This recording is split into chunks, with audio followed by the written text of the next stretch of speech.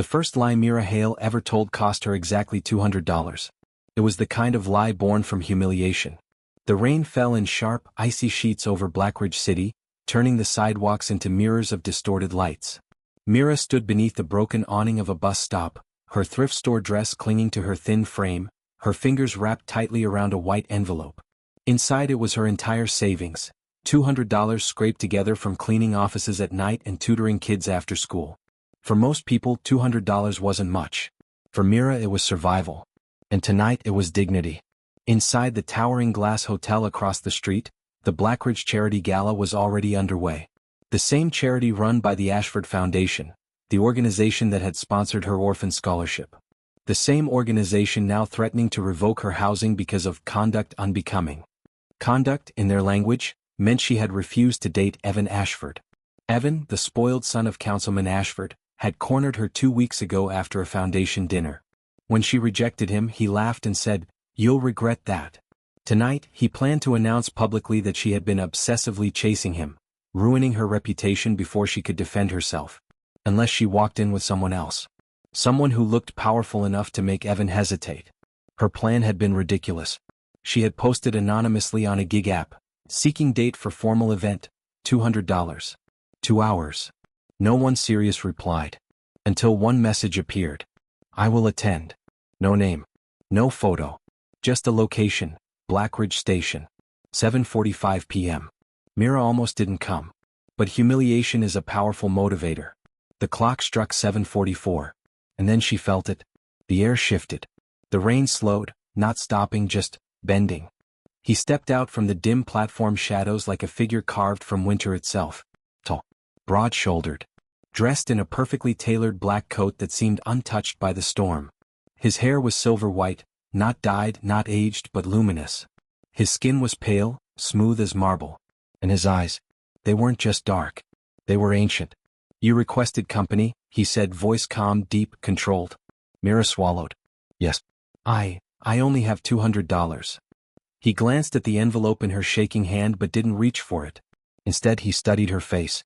Not her dress. Not her shoes. Her face. "You are afraid," he observed. "Of embarrassment," she whispered. "Of injustice," he corrected. Her heart skipped. "How do you know that?" His lips curved slightly, not quite a smile. "I have ruled long enough to recognize it." "Ruled?" She blinked. He stepped closer. The cold around him was subtle but real, like the first breath before snowfall. "I will accompany you," he said. "Keep your money." Her breath caught. "Why?" His eyes flickered faintly, just for a second, like red embers beneath dark ice. "Because I dislike bullies." Mira didn't know why, but she believed him. He extended his arm. It felt firm, solid, like polished stone beneath fine fabric. As they crossed the street, the hotel's golden lights shimmered against the wet pavement. Mira's pulse pounded. "What's your name?" she asked quietly. He paused. "Adrian," he said at last. It was not a lie. But it was not the whole truth. Because the man walking beside her was not simply Adrian. He was King Adrian Vale, the hidden sovereign of the North American vampire houses. A ruler older than the nation itself. A name whispered among supernatural circles with fear and reverence. And he had not attended a human charity gala in over a century.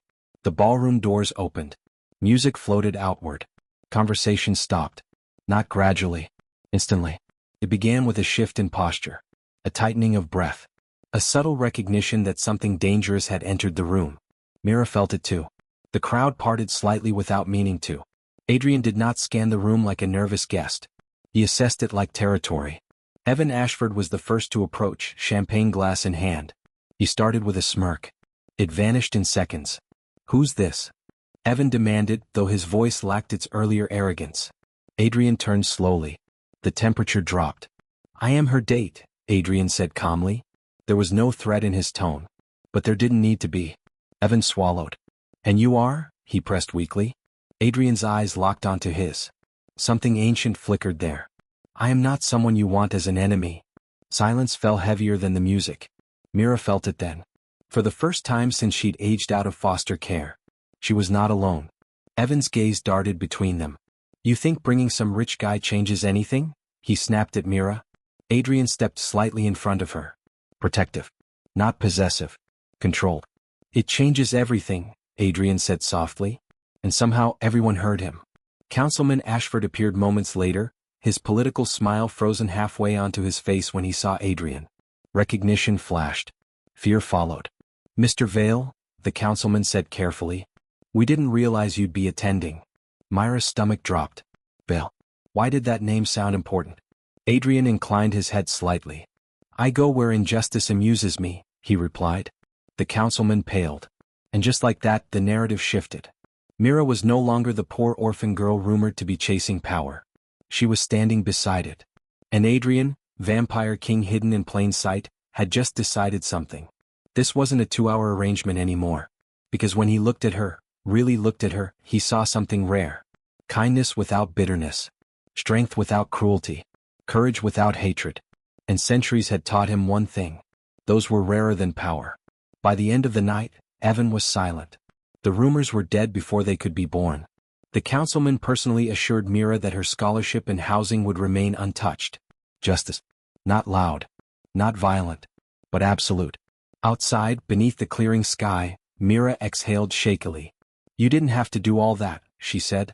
Adrian looked at her as though she'd said something extraordinary. Yes, he replied. I did. Why? His gaze softened, barely. Because no one protected you before. Her throat tightened. Who are you really? She whispered. The wind shifted. His eyes glowed faintly crimson in the darkness. I am a king, he said quietly. But tonight I was only your shield. And somewhere deep in the city's shadows, ancient creatures stirred. Because their king had just taken interest in a human girl. And when a vampire king chooses to protect someone, the world changes. The rumors began before sunrise. By the time Mira unlocked the glass door of the tutoring center where she worked mornings, 3 different parents had already asked her the same question. Is it true you're seeing Adrian Vale? She didn't know how to answer that. Because technically, she wasn't. And yet, the memory of his hand at the small of her back as he guided her through that ballroom felt far more real than a staged arrangement. She kept her voice steady. He was just a date. But Blackridge didn't believe in just. Especially not when it came to Adrian Vale. By noon, the internet had done what it always did, twisted half-truths into legend. A photo of her entering the gala beside him circulated quietly. Not viral. Just controlled. Strategic. The Ashford family had gone silent. That silence was not surrender. It was calculation. Mira felt it in her bones. That night, as she walked home to her small studio apartment provided by the foundation, she sensed something off. The streetlights flickered. The air felt heavier. And then she saw them. 2 black SUVs idling across from her building. Her stomach tightened. She turned the corner quickly, but a hand gripped her wrist. Going somewhere? Evan. His polite mask was gone. You embarrassed me, he hissed. Do you have any idea who that man is? She tried to pull away. Let go. You think hiding behind him makes you untouchable? I'm not hiding, she said, her voice shaking but steady. I just stopped letting you scare me. His expression darkened. You have no idea what world you just stepped into. Neither do you. The voice behind him was calm. Deadly calm. Evan froze. Adrian stood at the edge of the sidewalk, coat unmoving despite the wind.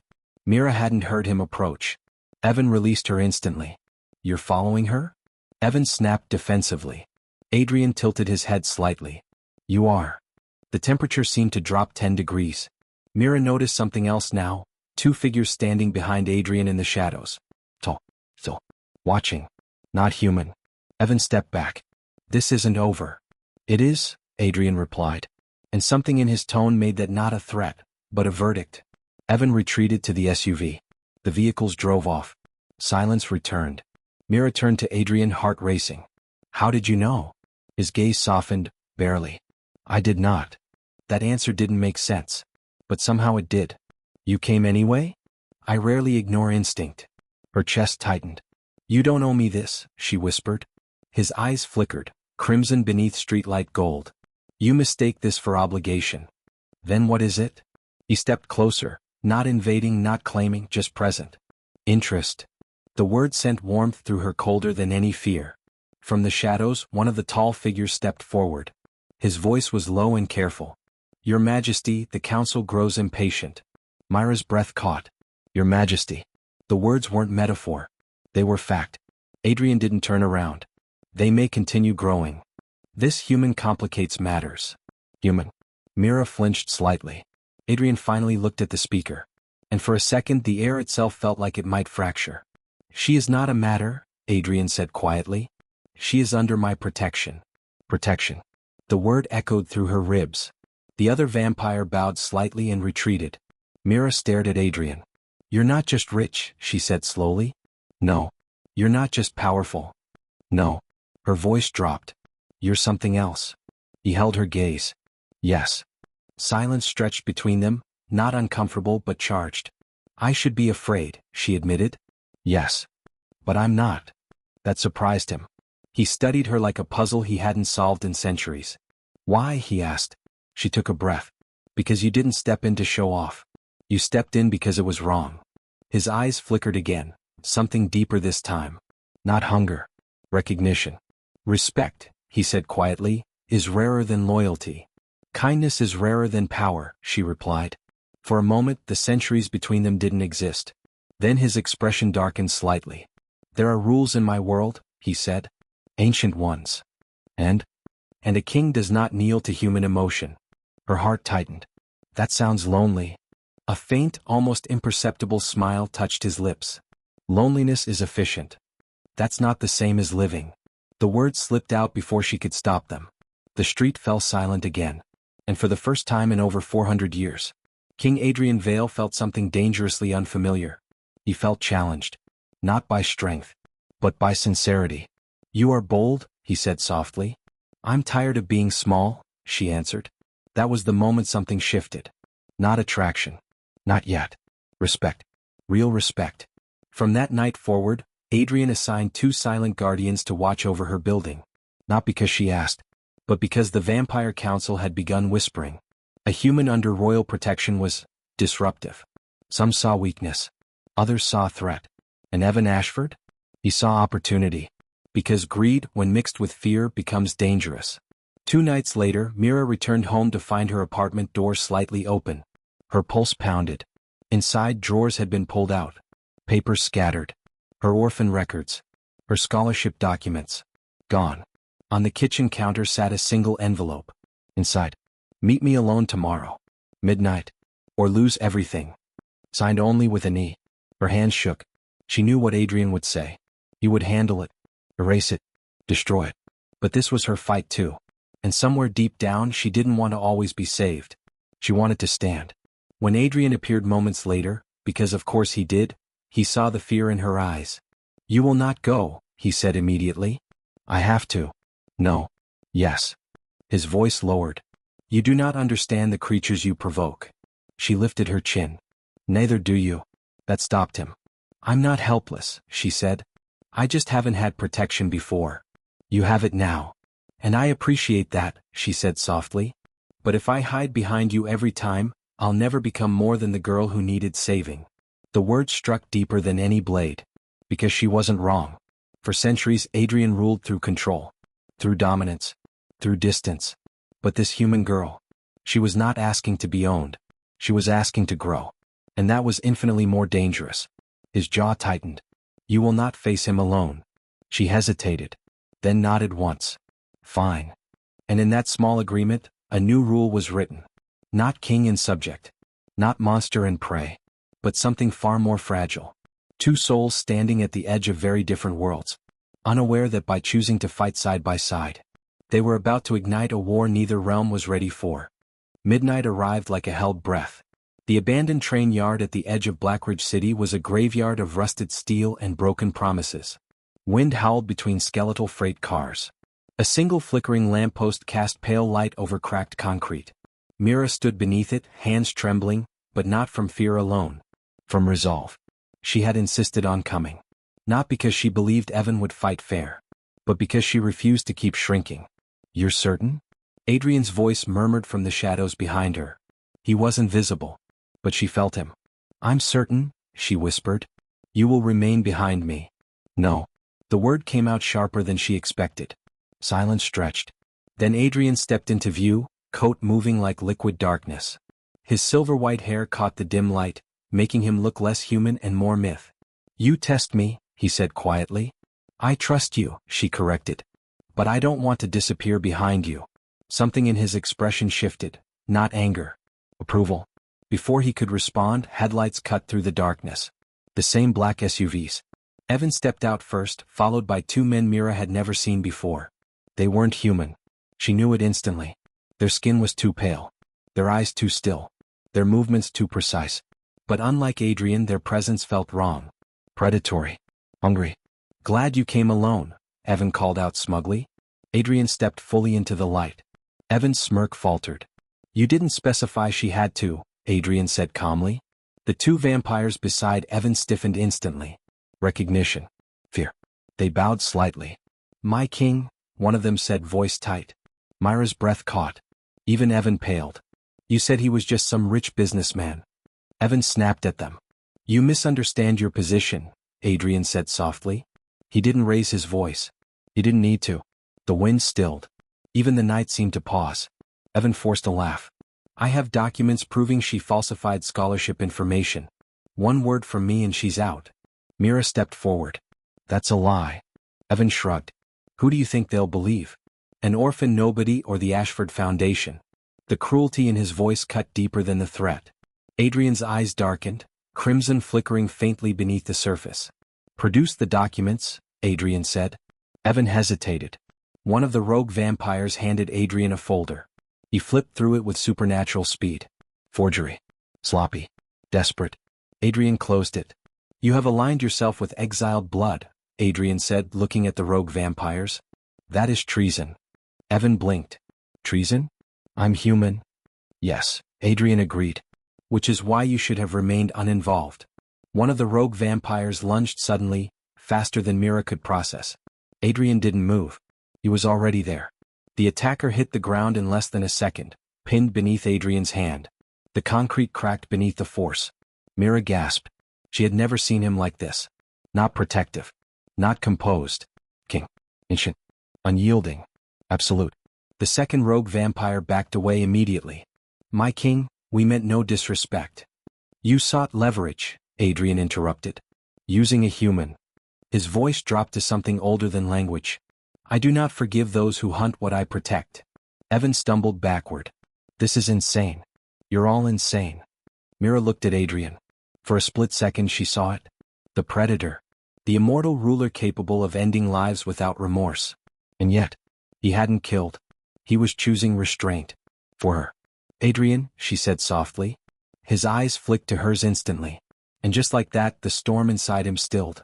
Let them go, she whispered. The rogue vampire beneath his hand stared at her in disbelief. Compassion? The vampire sneered weakly. For enemies? Yes, she said firmly. Let them live with the consequences. Adrian studied her. You show mercy to those who would harm you. I refuse to become what hurt me.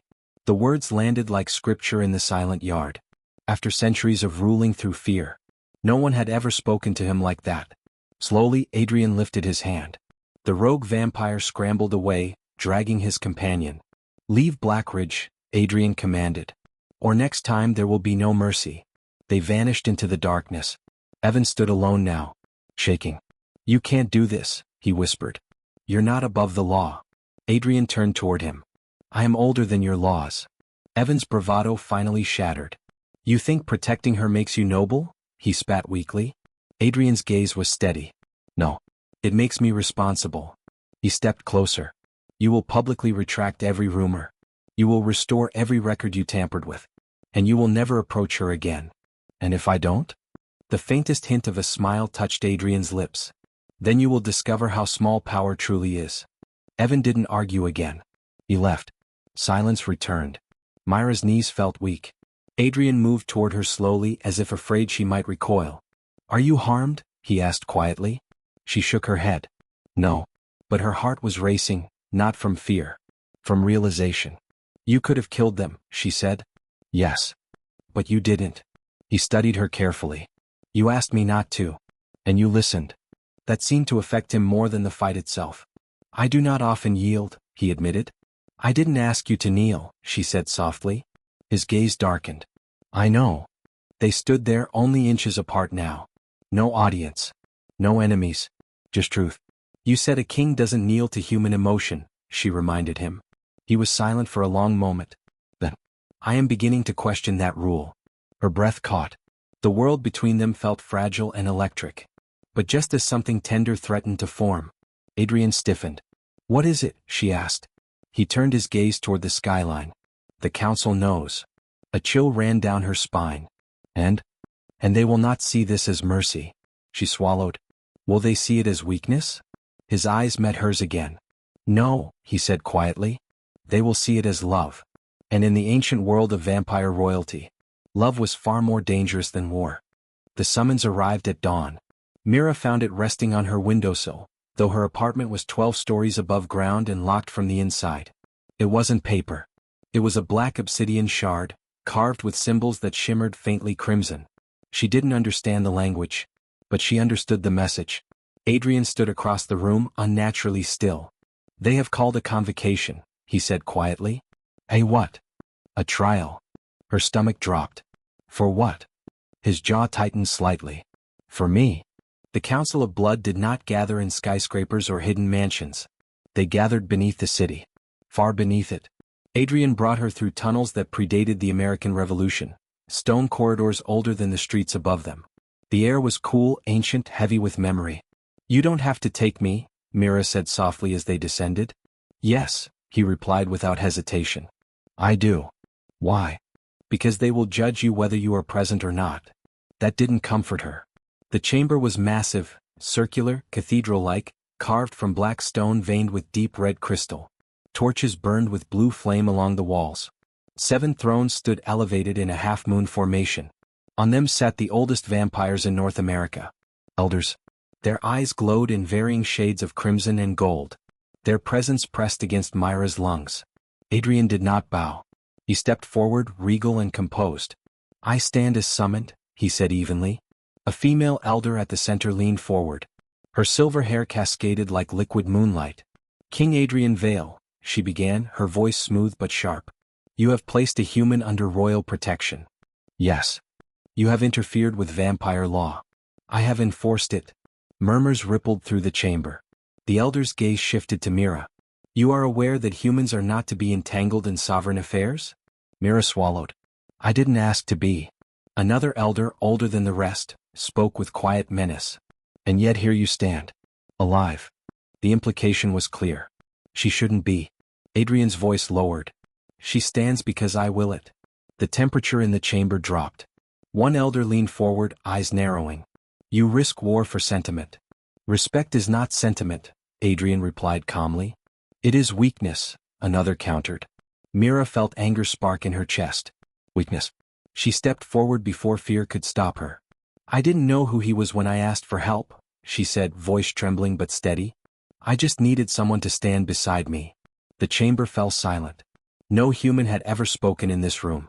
You dare address the council? One elder hissed. I dare defend myself, she replied. Adrian's gaze flickered toward her, warning and admiration intertwined. The central elder studied Mira carefully. You claim no ambition? No desire for power? Mira shook her head. I just wanted fairness. Soft laughter echoed from one throne. Fairness? The elder repeated mockingly. Humans always speak of fairness. Adrian's voice cut through the sound like steel. And immortals often forget it. Silence snapped back into place. The eldest elder rose slowly from his throne. His presence felt heavier than the others. King Adrian, he said, voice ancient as dust, you were not elected to feel. I was not elected, Adrian corrected. I conquered. The elder's eyes flashed. And conquest requires clarity. It requires strength, Adrian replied.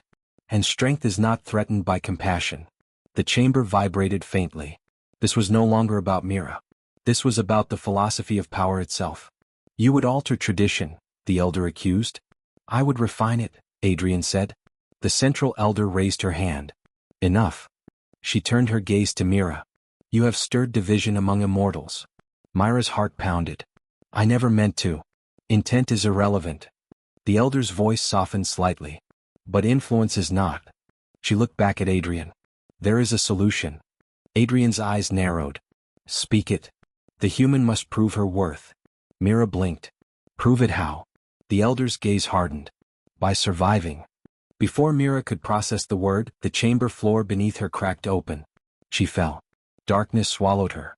She landed hard on stone. The air was colder here. No torches. No council. Just shadows. A low growl echoed in the distance. Her heart hammered. This was a test. Not political. Predatory. The growl grew closer. A shape moved within the darkness, tall, feral, eyes glowing red. The rogue vampire. Not civilized. Not restrained. Released specifically for this trial. Mira's pulse thundered in her ears. "You smell afraid," the creature whispered. She stepped backward. "I am," she admitted. The vampire lunged. She stumbled but didn't freeze.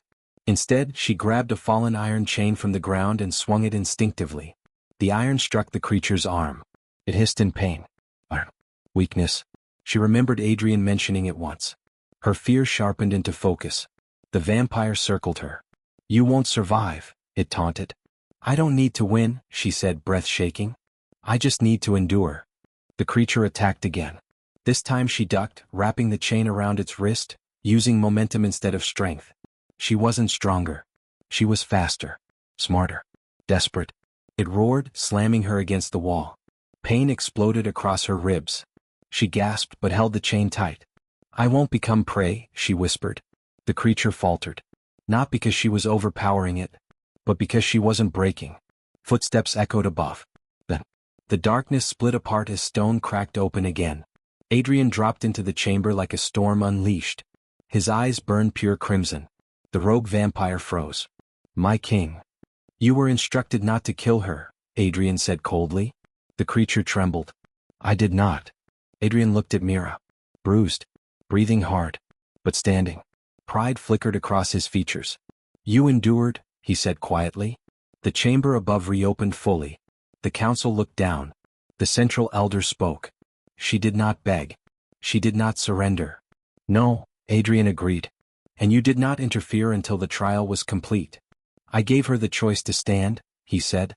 The eldest elder exhaled slowly. "She is not weak." "No," Adrian repeated. The elder's gaze shifted between them. "You have bound yourself emotionally to a mortal." Adrian didn't deny it. "Yes." The word echoed. Heavy. Irrevocable. A murmur swept through the council. The central elder rose. "Then understand this, King Adrian Vale." Her eyes locked onto his. "If you choose love, you choose vulnerability." Adrian looked at Mira. Bruised. Fierce. Alive. "I choose it," he said. And in that ancient chamber of blood and fire, a king defied centuries of cold tradition. For an orphan girl who refused to kneel. Love in the vampire world was not celebrated. It was hunted. The night after the trial, Blackridge felt different. Too quiet. Too still. Mira sat on the edge of her bed, ribs bandaged, staring at the faint bruises along her arms. She should have been terrified. Instead, she felt something else. Awake. For the first time in her life, she had not waited for rescue. She had fought. And survived.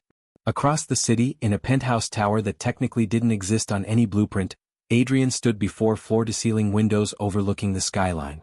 The city lights reflected in his crimson eyes. Behind him, 3 members of his royal guard knelt. "The Western House refuses your decree," one reported carefully. "They claim your attachment to the human weakens your authority." Adrian did not turn. "They mistake restraint for weakness. They are gathering allies." That made him move. Not in panic. In calculation. "Let them gather," he said calmly. "But, Your Majesty." "I have ruled through fear for centuries," Adrian interrupted. "Fear breeds obedience. Not loyalty." The guards fell silent. "The council will not openly defy you," another added. "But factions are forming." Adrian's gaze drifted back to the city below. Then this was inevitable. Because the truth was simple. He had changed. And power structures despise change. Mira felt the shift too. 2 days after the trial, the foundation director called her into his office. His smile was tight. "Mira, there have been concerns." She sat upright. "About what?" "Your association with Mr. Vale." Her jaw tightened. "My personal life doesn't violate scholarship policy." "No," he admitted carefully. "But donors are uneasy." "Donors like Councilman Ashford?" she asked evenly. The director's silence was answer enough. "I haven't done anything wrong," she said. He sighed. "Sometimes being right isn't the issue. There was again. Power protecting power. She stood. Then maybe the system needs changing. The director blinked. You're very brave lately. No, she replied quietly. I'm just tired of shrinking. That night, Adrian arrived at her apartment unannounced, but not uninvited. She felt him before the knock. You're troubled, he said immediately after stepping inside. I might lose my scholarship. His jaw tightened. They will not dare. They already are, she replied. He moved toward the window, tension rolling off him. I will end this. By doing what? She challenged gently. Threatening them? If necessary. She stepped closer. That's not justice. That's control. His eyes flashed. And what would you call what they are doing? Injustice, she agreed. But if you crush every human institution that challenges me, what happens when you're not there? The question lingered. Heavy. You would rather fight them alone? He asked quietly. I'd rather build something that doesn't depend on fear. Silence stretched between them. You are asking me to let you struggle, he said. I'm asking you to let me grow. He studied her. And slowly, very slowly, he nodded. Then we do this differently. How? His voice lowered. We expose truth. The next week changed everything. Anonymous documents leaked online, proof of the Ashford Foundation diverting funds meant for orphan housing into private investments. Bank transfers. Hidden accounts. Signed authorizations. Mira hadn't asked for this. She hadn't even known Adrian was capable of this level of precision. You said no threats, she whispered when she confronted him. I made none, he replied calmly. Truth is not a threat. It is illumination. Evan Ashford's father resigned within 48 hours. Investigations opened. Scholarship policies were publicly reviewed. Mira's housing was not only secured, it was expanded into a new mentorship program for other foster students. Justice. Not violent. Not theatrical. But undeniable. Yet victory carried consequence. That same night, one of Adrian's royal guards burst into the penthouse, blood staining his sleeve. Your Majesty, the Western House has made their move. Adrian turned sharply. Speak. They have declared you compromised. Mira's heart stopped. What does that mean? It means, Adrian said quietly, they will attempt to remove me. Her pulse thundered. Remove as in? Yes. For the first time since meeting him, fear truly gripped her. Not for herself. For him. You chose me, she whispered. Yes. And now they'll punish you for it. His expression softened, something rare and deeply personal. No, he corrected gently. They will punish themselves. She stepped closer. You could step back, she said softly. Call this off. Say it was political. His hand rose, brushing lightly against her cheek, cold, steady, grounding. I do not retreat from truth. Her throat tightened. This is my fault. No, he said firmly. It is their fear. Outside, thunder rolled across the skyline. Storms were coming. Not natural ones. Political. Ancient. Ruthless. The Western House summoned a formal challenge.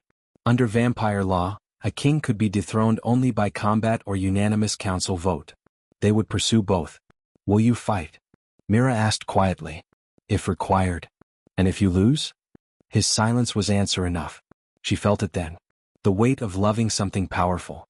It came with risk. You told the council you choose vulnerability, she said softly. I did. Does it scare you? His gaze held hers. For the first time in centuries, he admitted, yes. She reached for his hand. Warm against cold. I won't let them define you as weak, she said. He almost smiled. They already do. Then prove them wrong. How? She lifted her chin. By ruling differently. The idea hung between them like fragile glass. A king who inspired loyalty instead of fear. A sovereign who protected without dominating. It was radical. Dangerous. Revolutionary. And revolutions always demand a price. Across the country, ancient vampires began choosing sides. Some saw Adrian as corrupted by emotion. Others saw him as evolved. The Western House prepared for confrontation. And in the center of it all stood an orphan girl who once believed $200 was her only weapon. Now she understood something far greater. Kindness could shake empires. But only if it survived the storm. Adrian looked at her one last time before stepping into the night to prepare for what was coming. You have already changed me, he said quietly. She held his gaze. Then let's change the rest. Above them lightning split the sky. And somewhere in the shadows of immortality, a war for the future of the vampire throne had begun. The challenge was set for the next blood moon. Ancient law demanded spectacle. If the Western House wished to question Adrian's strength, they would do it before witnesses, under crimson sky, in the oldest arena beneath Blackridge. Mira stood at the balcony of Adrian's penthouse the night before the duel, watching the city flicker with ordinary life. Cars moved. People laughed. Somewhere, a child was probably doing homework.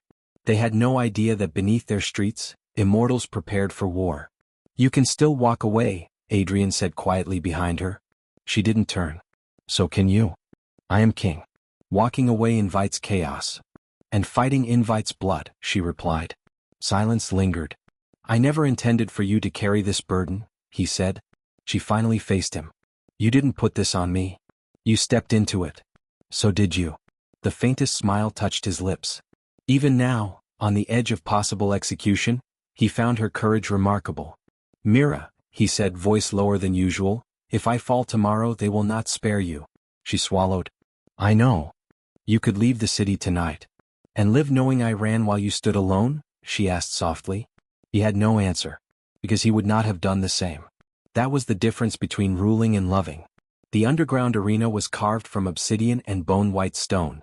Rows of elevated platforms circled the central floor. Vampires from every house filled the chamber. Whispers echoed like wind through a graveyard. The Western House leader stepped forward first. Lord Cashin Moreau. Tall, golden-eyed, elegant and merciless. "You have grown sentimental, Adrian," Cashin said smoothly.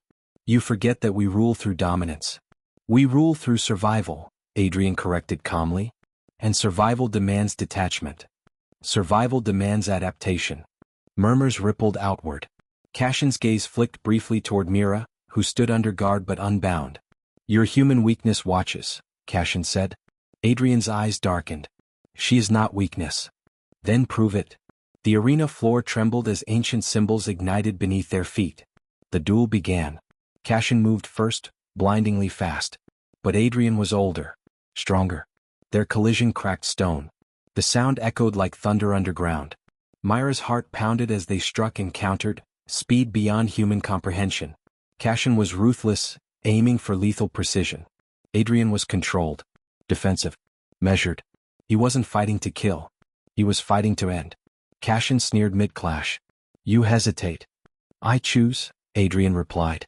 Cashin lunged with full force, driving Adrian into a stone pillar. Cracks spiderwebbed outward. Gasps rose from the crowd. Mira stepped forward instinctively. "Adrian." Cashin seized the moment, blade of forged silver flashing toward Adrian's chest. Time slowed. Mira didn't think. She moved. Not between them, but toward the arena edge where the ancient sigil stones burned.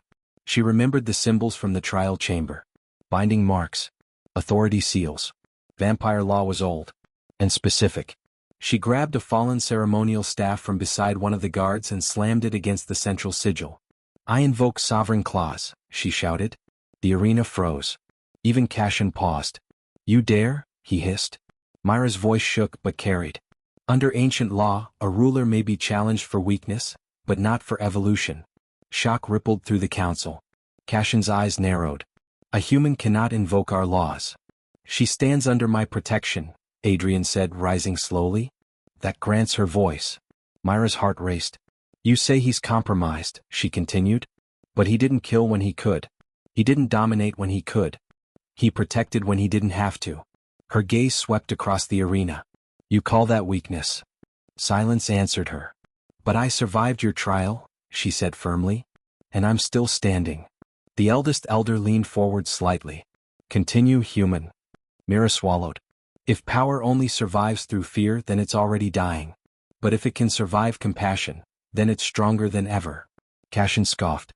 "You presume to lecture immortals?" "No," she said quietly. "I'm reminding you that immortality without growth is just stagnation." The chamber vibrated with tension. Adrian stepped forward beside her now, not shielding her but standing with her. "I do not seek to dismantle our world," he said evenly. "I seek to strengthen it." Cashin's expression hardened. "You would crown a human?" Adrian didn't hesitate. "If she chooses it." Gasps echoed. Mira's breath caught. Crown. She hadn't thought that far. The eldest elder rose slowly.